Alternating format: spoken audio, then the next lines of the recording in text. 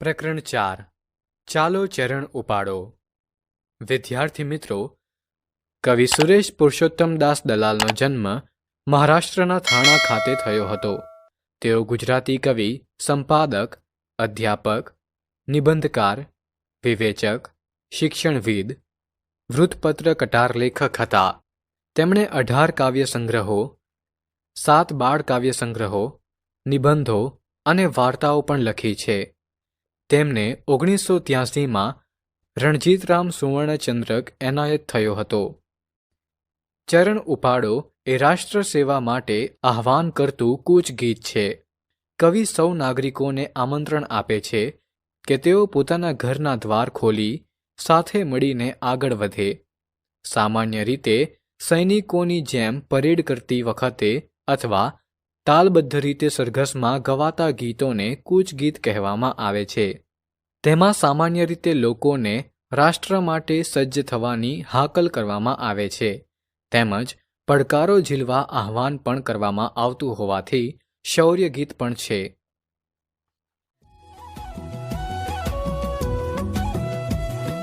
ભીંડેલા સૌ દ્વાર ઉઘાડો, બંધો ચાલો ચરણ ઉઘાડો.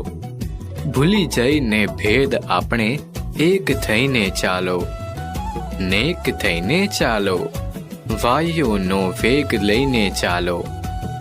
છોડી દઈને રંગ રાગને ભેખ લઈને ચાલો, હિમાચલના સમી અવિચલ ટેક લઈને ચાલો.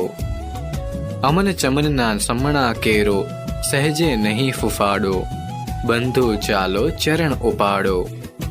અહીં ઊભા તો મોત, જશું તો જીવન જય જયકાર.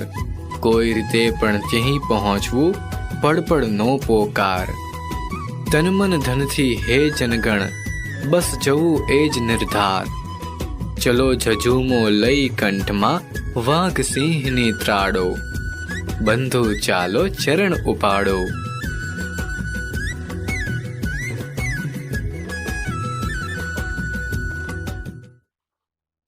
સારાંશ.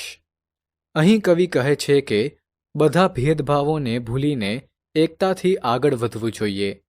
એકમેળ થઈને વાયુની જેમ ઝડપથી આગળ વધવું જોઈએ.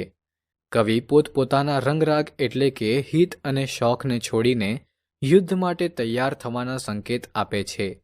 હિમાલયની જેમ અડીખમ અને મજબૂત બનીને આગળ વધવાની વાત કરે છે.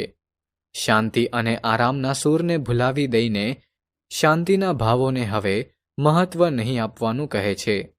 જો આપણે સ્થિર રહીશું તો આપણે મૃત્યુનો સામનો કરવો પડશે, પરંતુ જો આપણે આગળ વધશું તો જીવનમાં સફળતા અને વિજય મેળવીશું. દરેક રીતે દરેક પ્રયાસ સાથે આપણને મંજિલ સુધી પહોંચવાનું છે, અને તે દરેક પળમાં આપણી અંદરથી આવતો સંદેશ છે કે આગળ વધવું છે. માનસિક, શારીરિક અને આર્થિક રૂપે દરેક રીતે તમામ લોકો માટે ફક્ત એક જ નિર્ધાર છે: આગળ વધવું છે અને સફળતા મેળવવી છે.